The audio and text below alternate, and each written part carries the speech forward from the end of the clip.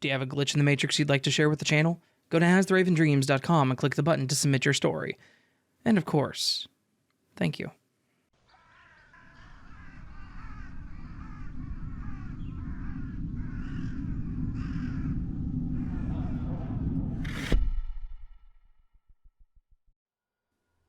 A couple of weeks ago, I had a glitch happen to me at work. A little background first. I, 44, female, am used to stuff disappearing only to show up later where I had originally left it. This is important to the story because I always feel like I'm losing stuff only to find it later. Sometimes hours, sometimes days. But it will usually show up where I was sure it was supposed to be. My husband often finds stuff for me too, and always where I was sure that I had left the item. Also, I don't drink, and I don't partake in mind-altering recreational substances either. Never have. Let me explain a bit about my job too, just so you understand the glitch better. I work in an office for a mortgage company. Now, this isn't a place where people come in to acquire a mortgage for a house. This is a place where legal documents are created for mortgages in different states of the mortgage life. For instance, I work in the lien release department. The documents that I work with are the ones that release a person from the bank once their mortgage is paid in full. Mostly what happens with my specific job is that I receive documents from the client, or rather the bank that holds the mortgage, which have been signed by said client. I check in these loans by running reports to make sure they're good to go, and I send them to the account they're supposed to go to be recorded. Each client is also referred to as a project, and each project has a lead over that project. I work on roughly 25 different projects, but I'm not the lead over any of them. If there is an issue, however, I email the lead letting them know the issue and put the documents aside until the lead can get back to me about the document that is having the issue. Now that I have the background for the story out of the way, let's move on to the actual glitch. A day or two before the glitch happened, I received a loan that had an issue. I messaged the team lead about the issue and put the documents aside in a stacker tower so it would be safe for when the lead got back to me. I should also mention that each one of my projects have a different color cover sheet, so I can more easily locate them when I need them again. And some projects do share the same color of cover sheet, but the project name and specific information is handwritten on every paper by me, so I can easily identify when I need it again. A day or two later, the team lead finally emailed me back about the issue and what to do to fix the problem. I pulled out all the loans that had issues to look for this specific loan. I knew that the cover sheet was purple, so I looked for purple cover sheets. The loan wasn't there. Not only that, there were no purple cover sheets at all in this relatively small stack of papers. There weren't many loans there as it was, only 3 others. I thought that maybe I accidentally put it somewhere else. I searched every possible place that I could have absent-mindedly put it, but it was nowhere. I checked through the same papers again, in the slot of the stacker that I reserved for loan issues, on which I'm waiting for the answer. Still not there. I emailed the team lead and apologized about losing the papers. He informed me that he would let the client know that the papers went missing, and will ask if they can sign another one to send it out. I felt terrible. I searched several times throughout the day just to make sure that I wasn't just missing them somewhere. After all, I am notorious when it comes to losing things. After work, I went home, not worrying about it. I'm actually one of those people who leaves work at work and doesn't think about it when I'm off the clock.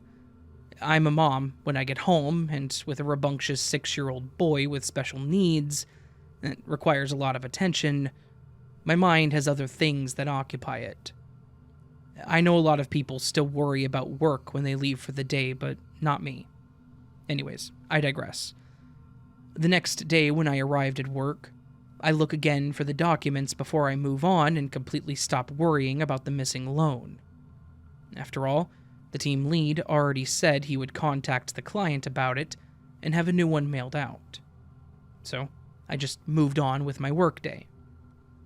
Halfway through my shift, a different team lead emails me about a loan of hers which had an issue. I grab the papers to find the loan for this project, which has a pink cover sheet. But as I sifted through the papers, I see a purple cover sheet. I pull out the document, only to see that it was the missing loan. I couldn't believe my eyes. My heart was pounding. I knew it wasn't there before, the many times that I had looked. There were only 3 documents there that had issues, and none of them had purple cover sheets. I sent a message to the team lead via Teams messages to let him know that I found it.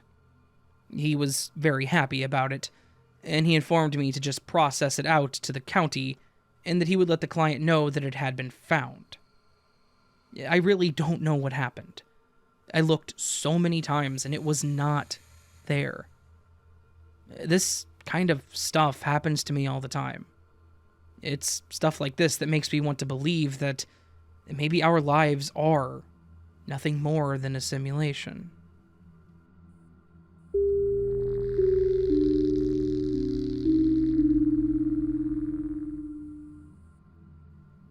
I want to go ahead and preface this story by saying I can understand why anyone would think I'm crazy for thinking that what has been happening for the last couple years is a glitch in the Matrix. Unfortunately, as you'll find out, I'm just not sure what else I can chalk this experience up to. And maybe telling myself this is a major glitch in the Matrix is making me feel a little better. Also, I apologize in advance for how lengthy I expect this story to be.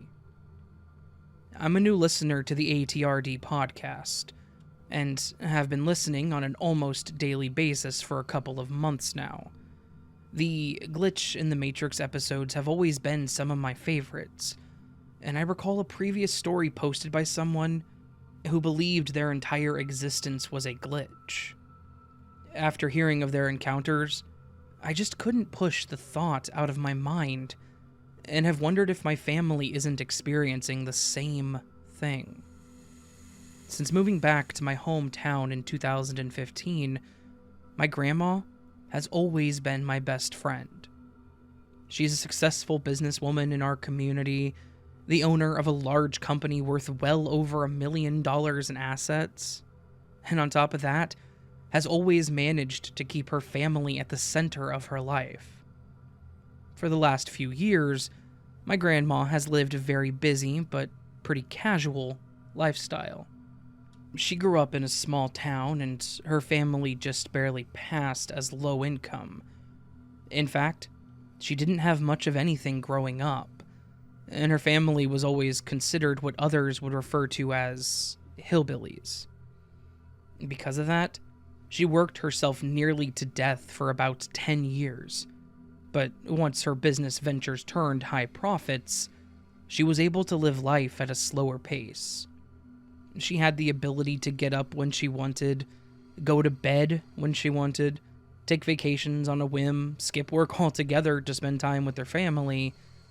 She had people she trusted to run things whether she was there or not. And she enjoyed using her time to start new projects, rub elbows with other business owners, or just to relax and goof off. I got kicked out of my parents' house just before my senior year in high school. My grandma was quick to give me a place to live, took me out to buy anything I could want and need, and pretty much gave me anything I ever asked for. I was never really the type of kid that asked for much, so when she would offer to take me shopping for whatever I wanted, or bring me lavish gifts like a brand new iPhone or a brand new model MacBook, I always felt like she was using it as a way to buy my admirations. Just a note here for anyone that might be confused. I was taken away from my dad's side of the family when I was 7, and at this point in time, I'm 17. I hadn't seen this grandma in over 10 years, so Honestly, she was a complete stranger, and it felt very weird to me to go from an abusive household to a place where I was getting high-priced gifts thrown at me just for being around. I tried to go out of my way to spend as much time with her and my grandpa as possible, not just to get to know them, but to show them that I was grateful for everything they did for me. My grandpa has always been a quiet, non-affectionate guy, so while we didn't get very close until things started glitching, my grandma quickly became my best friend. Everything from 2015 to 2020 was pretty much perfect. Not just for me, but for the whole family. There are 5 grandkids, including myself, and Grandma has just about always given us everything. When the 3 oldest grandkids turned 16, Grandma and Grandpa bought our first car. We got put on their insurance, their phone bills, not to mention we never had to worry about looking for a job. Grandma had a policy that all of her grandkids would have a place of employment, because it was her dream to pass everything down to us one day. The youngest 2 always had the newest gaming systems, rooms at Grandma and Grandpa's house with bunk beds and personalized murals on the wall, so they could have sleepovers with friends whenever they wanted. The list went on and on. Yeah, so life was pretty good, and we were spoiled rotten. Grandma always told us that she wanted her grandkids to have everything in life that she didn't get the chance to have. And as long as we grew up with good hearts and respect for others, she was happy to do it. Fast forward to June of 2020, and things got weird. By weird, I mean that life as we knew it did a total 180, and to this day it hasn't been the same. My grandma had this friend that started hanging around a lot. We'll just call her M. She seemed nice enough. She was always ready and willing to help my grandparents or anyone else around with anything they needed. It wasn't uncommon to see her in one business or another, doing little tasks for people without being asked, just because she knew they needed to be done. She matched my grandma's sense of humor and boisterous attitude. Plus, my grandma didn't have a whole lot of friends that she got to see on a day-to-day basis. So, it was nice to see her have a life outside of family and business. It didn't matter to me at the time, and should the situation have turned out differently, it never would have, but M was a lesbian. I was pretty much the last person to read into it since I myself was the rainbow sheep of the family. And I hate the stereotype that some people have that any gay women with a straight friend must have romantic intentions. Anyways, time progressed, and M and my grandma got to the point that they were pretty much inseparable. M was attending our family events, like wrestling or football games, and she was showing up to the birthday parties for one of the grandkids, and would almost always be poolside with my grandma and grandpa during the summer, when all the grandkids would be doing the swimming on an almost daily basis. To say that it got a little annoying would be an understatement. I felt like there wasn't a day I could get my grandma's attention without M standing over her shoulder. Like I said, I hate stereotypes, but like every other family member, I started to wonder what exactly was going on, and why it seemed like my grandma's friendship with this lady turned into a full-on obsession. Pushing that out of my mind, I decided to stop reading into it and start distancing myself instead. My grandpa was a smart man, and if he didn't have any reason to be alarmed, I told myself that I didn't either. My visits to Grandma and Grandpa's house slowly dwindled, and as much as it hurt, I felt my relationship with her fade more and more as her and M's got stronger. I'm sure that you might guess where this is going, and unfortunately you're right. Without going into it too much, I'll just say that one of the older grandchildren found some pretty damning evidence, and we left it up to our grandparents to figure it out behind closed doors as much as possible. Even though I didn't ask too many questions, It was a hard thing to shake. I mean, my grandma dedicated her whole entire life to her family, so to see her put it all on the line for something like that, it was weird. But hey, I guess love will make you do crazy things. So far, you're probably thinking, so is this what you categorize as a glitch? But that was really just the kickoff for what we were about to experience.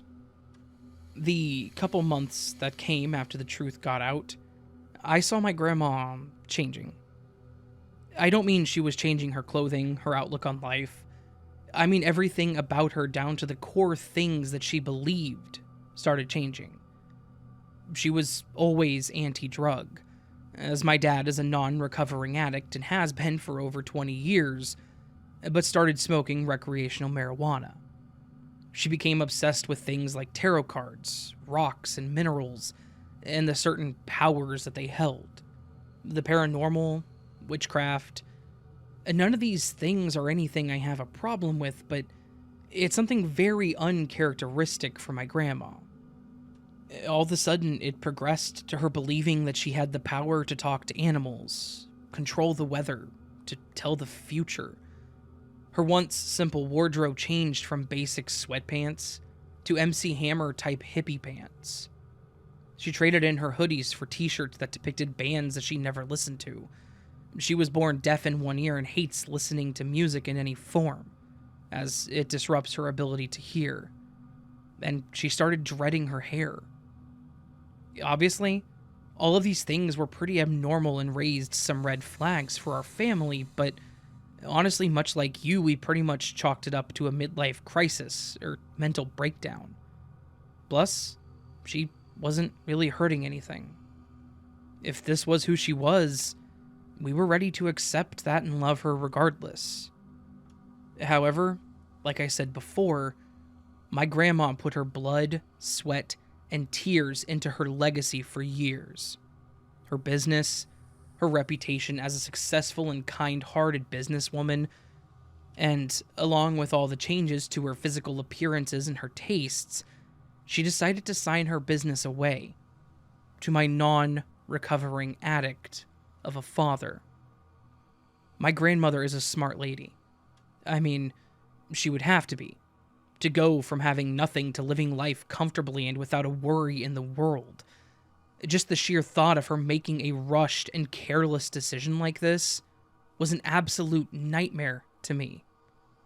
In the matter of 2 weeks, my father had fired almost every employee, including myself, and drained the company bank account to less than it has had in the last 20 years. Anytime Grandpa, the employees, or other family members would question what she was doing and express their concern, we were just met with a bunch of nonsense, such as, the birds can tell you the answers, or it's all written and laid out in the stars. Needless to say, Grandpa, myself, and the rest of the family had to make some pretty drastic moves. Not just to save the legacy that she had spent almost her whole life building, but to get her the help that we knew she needed.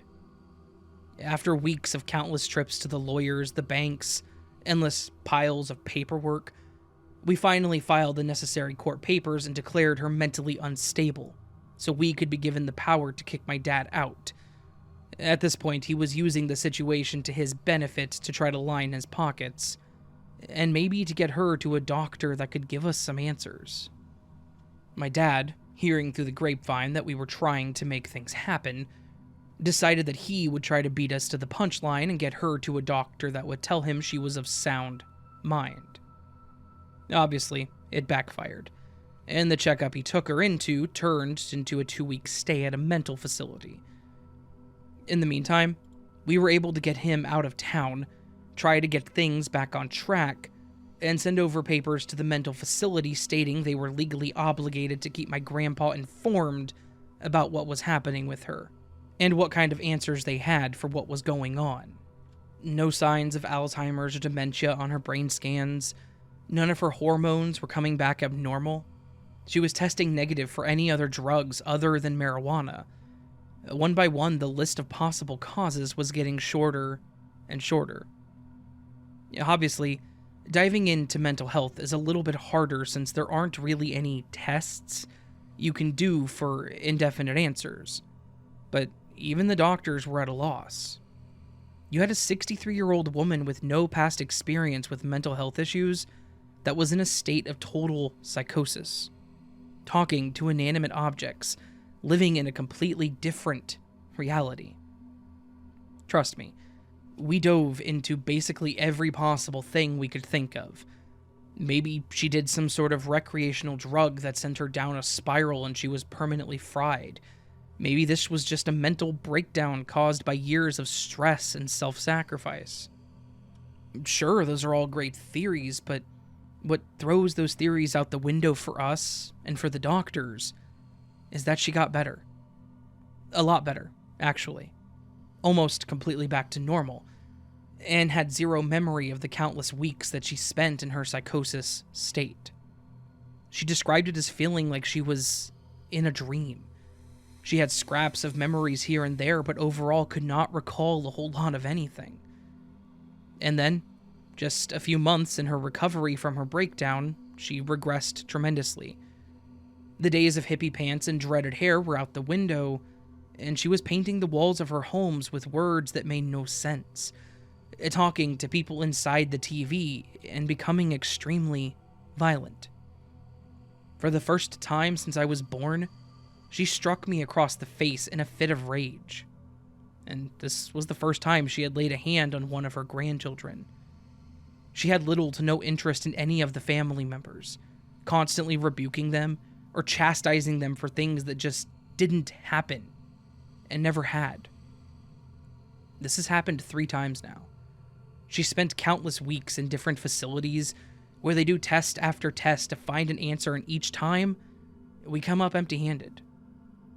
This last time, the scariest of them all, she picked up a weird habit that I want to describe almost like a song or show glitching due to the lag of internet or something, where she would jerk her head and stutter over a word as if she was a malfunctioning computer. She's on the road to recovery again and doing great, but still, we haven't gotten so much as even a possible diagnosis of what is happening or why. I'm sure that this recount still doesn't make a whole lot of sense, as there are so many more things and details I could get into, but have already taken up so much time to write this out. And I would hate to keep going if it's not glitch material, but if a glitch in the Matrix is categorized as an event or events that can't possibly be explained, then that's the best way to categorize this. At least for me. I just hope that at some point we can get some real answers, and I can stop questioning the reality that I've known for years now.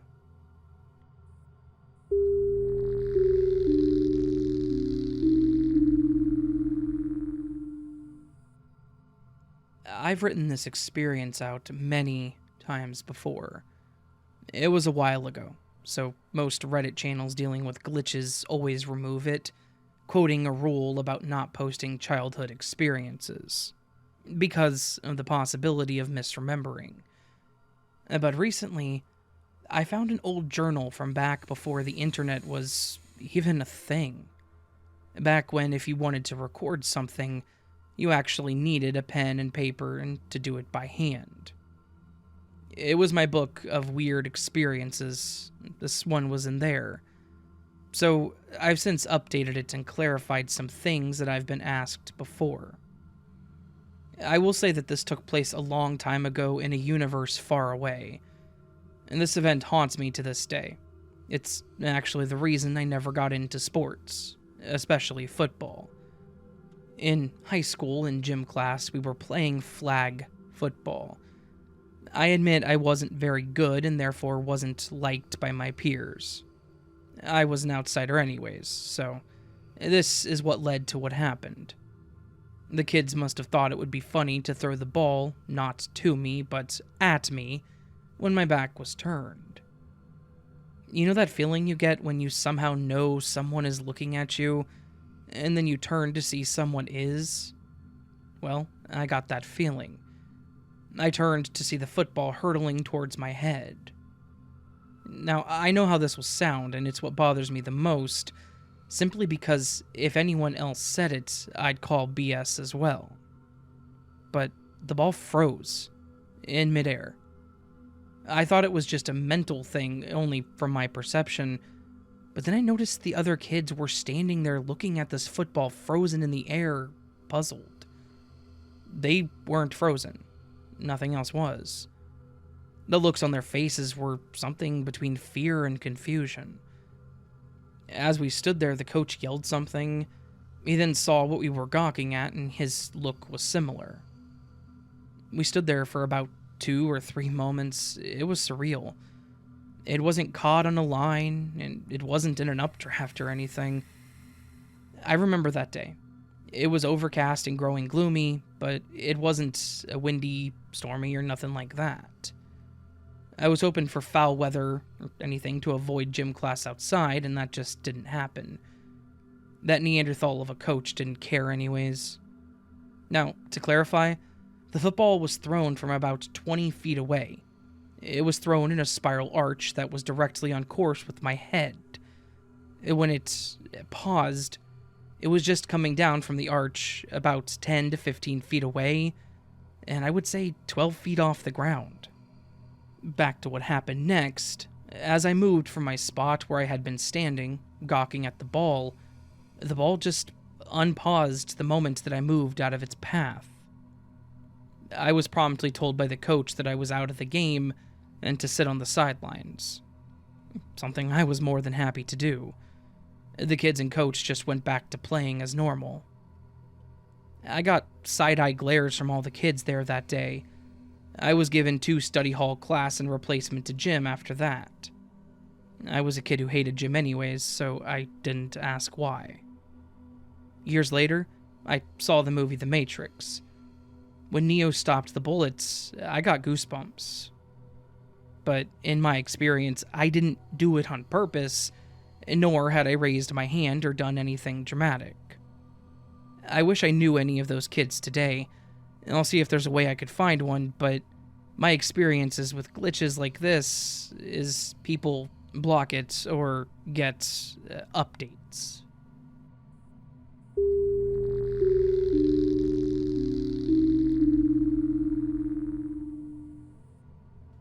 To start my day and location, I had a ton of trouble falling asleep last night. I tossed and turned all night, and the last thing I saw was 3 hours and 45 minutes until your alarm goes off on my phone. My alarm then went off, and I decided that, in that moment, I was calling off work for the day. I texted in, and my foreman sent me an OK with a thumbs up emoji. It was no issue to either of us, since the union we both work for demands that exact situation. So I slept until 7:45 a.m. and crawled into bed with my youngest son, who's barely 1, to catch another 15 minutes or so of sleep. We both then woke up around 8 a.m. I feed him oatmeal and a bottle of milk, and I had some Vitality vanilla almond cereal.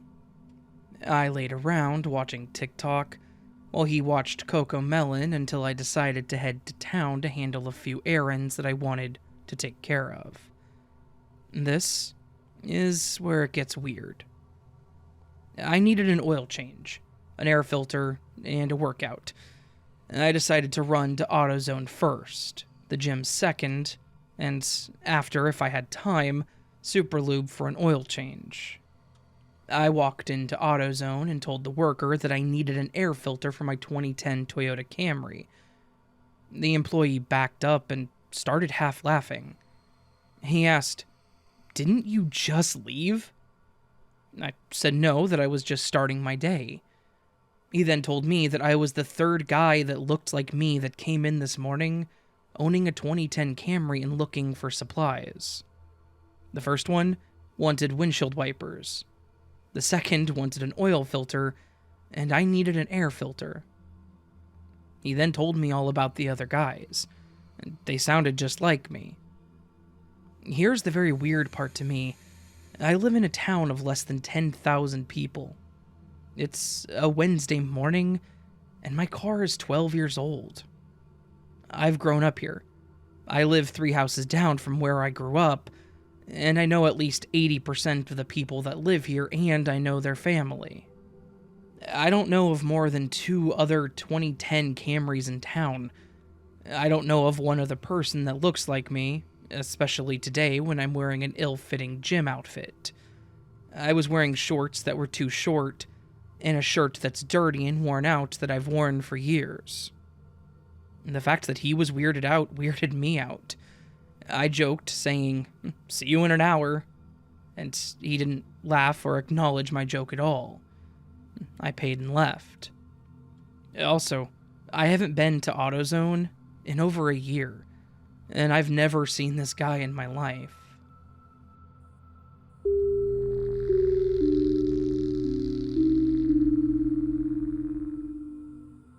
When it comes to the inexplainable. But I believe that every once in a while, we all experience stuff that we have no explanation for. So instead of writing it off like nothing, I'm going to tell my glitch here. I was around 15 years old. I think it was a Saturday, and my mom had made burgers for dinner the day before. So I was really excited for lunch, as I knew I would be eating a burger put together from the leftovers. I'd taken out ketchup, onions, and tomatoes from the fridge, when I remembered that I also needed to put mayonnaise on it. So I opened the fridge once again and looked for the mayonnaise, but I couldn't see it. I figured we must have eaten the whole thing yesterday, but was still a bit confused, as I was sure that I had seen a glass of mayonnaise from just the day before. As it is only me and my mom in the house, there's never much stuff in the fridge. But I still used about 30 seconds to look for the mayonnaise in the fridge out of confusion, and just wasn't able to see it. And that's when I closed the fridge and went to the drawer under the microwave. My mom always keeps all kinds of snacks and foods down there that don't need cooling before they've been opened. I took out another jar of mayonnaise and was just about to open it, when I thought to myself that I should check one last time in the fridge. So I went back to look again. I really made sure that it wasn't hiding behind something, even though there was nothing it could be hiding behind, but I couldn't see it. So I closed the fridge once again, went back to the new mayonnaise from the drawer and opened it. I put some on my burger, closed the lid, and went to the fridge to put the new one in there so it could be kept cool. I opened the fridge again, and what I saw shocked me. Right in the middle of the fridge was a half-filled jar of mayonnaise. The one thing that I had been looking for the last 2 times that I opened the fridge. I didn't know what to think, and was mostly just annoyed that there were now 2 open jars of mayonnaise in the fridge. I know it's a silly story, but it still bothers me to this day, as I was so focused and in the moment of the whole situation that I don't understand how I could overlook the mayonnaise. Or, if it's a glitch, then why it might have happened. And please, do let me know what you think.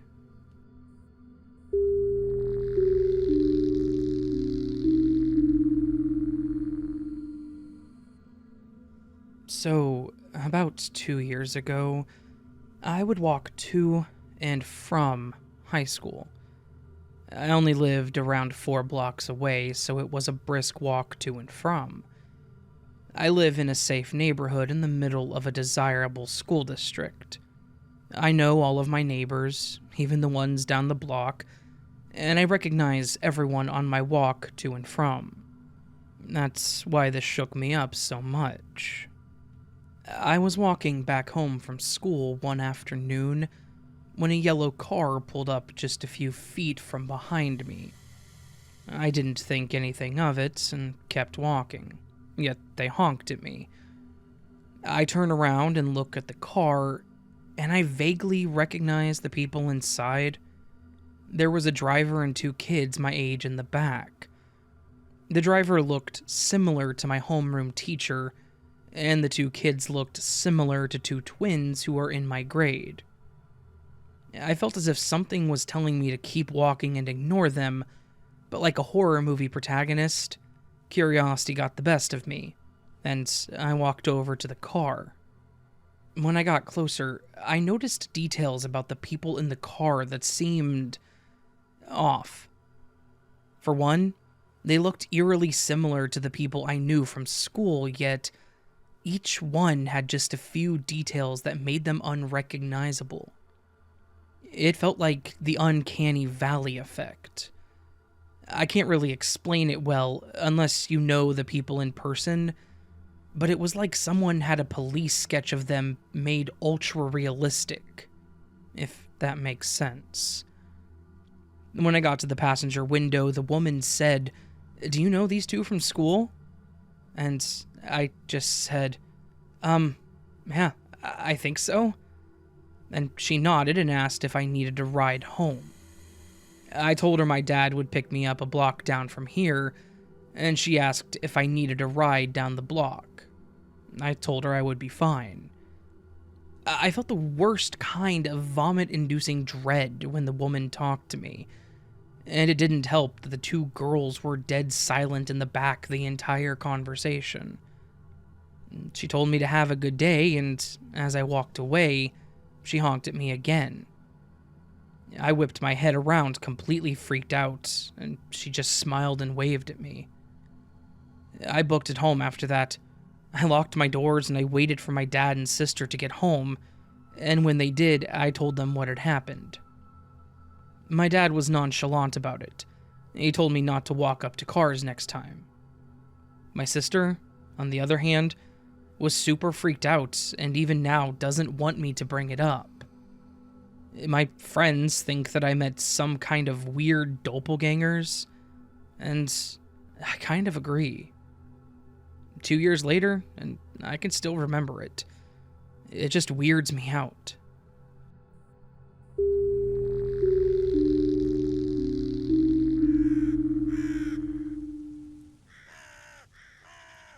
So this was, my friends, this week's Glitch in the Matrix collection. A collection of stories that are weird, strange, will confound you in some way, shape, or form. All of these stories highlight the fact that existence is very shallow. Existence is something that can just change and alter itself to be something completely outside of what we've known, completely away from our norm, our consistent view. Our personal perspective can be altered by things completely out of our control. Everything I just said was a massive word salad to tell you that these are some weird stories, some good weird stories too. So thank you to everyone who submitted their stories to me, as well as those who let me use their stories from Reddit. If you enjoyed this video, please do hit that thumbs up button and subscribe to the channel if you're new. You can also join below or go to my Patreon, where you can get early access to my content for $1 a month, and you help support the channel and you keep it going, to be honest with you. Never expected, always appreciated. Watching the videos is the best way to keep the channel going. That's just a little extra if you want to do so. Never expected. So, one last thing here to do before we end out the video, and that is talk about the word of the week. The word of the week is a thing I do on Mondays, where I give you a word, and those of you who feel so daring, leave me a comment that includes said word. Your comment then gets put on the screen during the next Glitch video, typically 1 week after the word of the week for that video is put on the screen. Basically, above you'll see all the comments from last week's word of the week while I explain this. I give you a word, you leave a comment, the next week I put you in that video, so long as you get your comment in before that next video comes up. So, those of you on the screen that sent me a word last week, thank you so very much. You guys are amazing. I hope you know that. And those of you that didn't but wanted to, just know I appreciate you as well. Consider doing it this week. This week, the word of the week is exist, or any form of exist, such as exists, existed, or existence. I'll accept all of it. However, the definition to the word exist is to have real being, whether material or spiritual, to have being in a specified place or with respect to understood limitations or conditions, or to continue to be.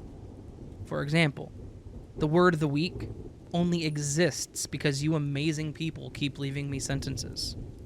So thank you. And I hope I'll see you on the next video. But until then, my beautiful friends, sleep well.